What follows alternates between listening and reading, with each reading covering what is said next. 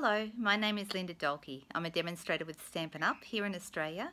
Today I just have a quick tip for you. It's something very cool that you can do with a couple of our punches, and I think you're really going to enjoy it.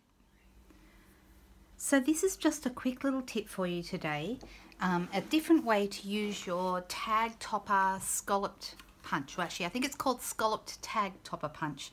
I'll put up the correct name just written at the bottom of this video. You should be able to see that.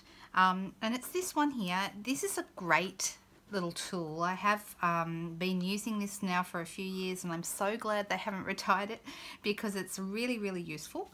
And it's useful for making tags first off. So you would have seen that, you know, just a 2-inch strip, 2-inch wide strip of paper that fits straight into that channel, and you just pop it down and it makes that tagged look so that you can put a ribbon through there, and it could be a bookmark, it could be a tag, it could go on a card, it can do all kinds of things. But what I wanted to show you is a different way to use it today. You can see on this card here, I've actually added a little, I felt it needed a little bit of bling because all cards need bling, let's be honest. And I've actually used my tag topper punch to add like a little scalloped edge to this oval. So I'll show you how I did that.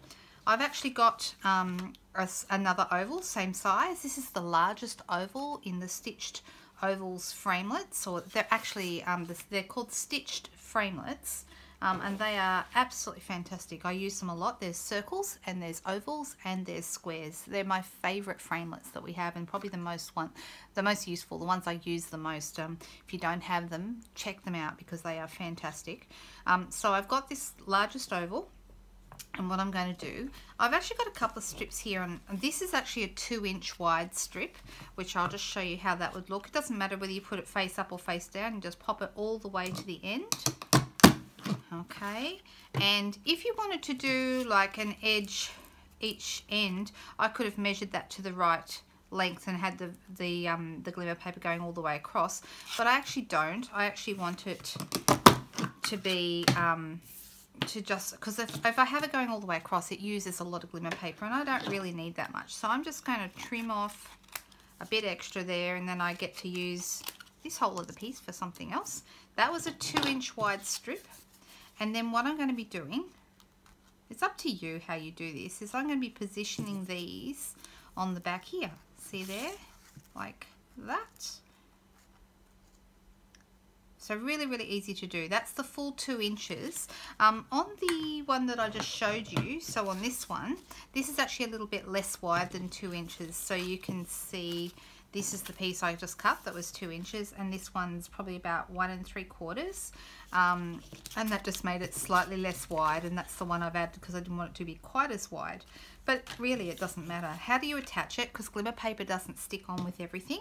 I find the best thing to use is glue dots, and I am going to put my glue dots kind of just down here, a little bit away from this scalloped edge, because I don't want it to be, the glue dots to be poking out. So I'm going to be putting it sort of here on this edge here. Okay, and I'm just going to put a couple of those on, and then it will sit. If you're worried about lining it up, you could use your grid paper and pop it exactly so that it's exactly right. And I'm just making sure that I cover up the hole because I don't really want the hole sticking out. Now if you did want the hole sticking out, you could have that and then tie a ribbon through it and have a ribbon on, like a little bow or something on each end. That would look really pretty too, but that's not the look I'm going for here. So I'm just going to add some more glue dots to the other side. So one on that end, one on that end, and I've got my, if I line it up with my grid paper, then I can make sure that it's straight. And I'm going to line it up with the other side of the grid paper.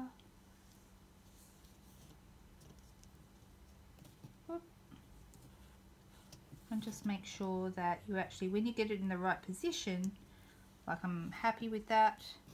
So now I'm going to push it down, and then you'll see it's stuck like that.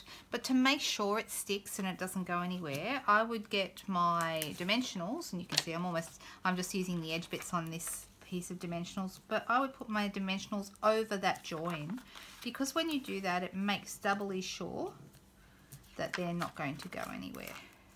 that paper is well and truly stuck. It's stuck from the top and stuck from the bottom, so you really can't go wrong. It won't fall off. And then I would take the backs off those and pop it on my card, and I've got this cute little scalloped edge right around the edges of my oval, and I think that looks really nice, don't you? Doesn't look good on the card. So you can't actually see that it's got the hole in it because you've hidden that, but that's how easy it is to use. Just a quick little tip. If you don't have the tag topper punch, you can achieve a similar effect with the everyday label punch. So you know, you could punch, let's use a little piece here so you can see, and I could cut that in half and have a little bit popping out this end and a little bit popping out that end, and that would look nice as well. So that's another option you could use if you don't have the scallop tag topper punch. Okay guys, just a quick one from me today. I hope you enjoyed it, and I'll have this card up on my blog in the next day or so. Thanks, bye.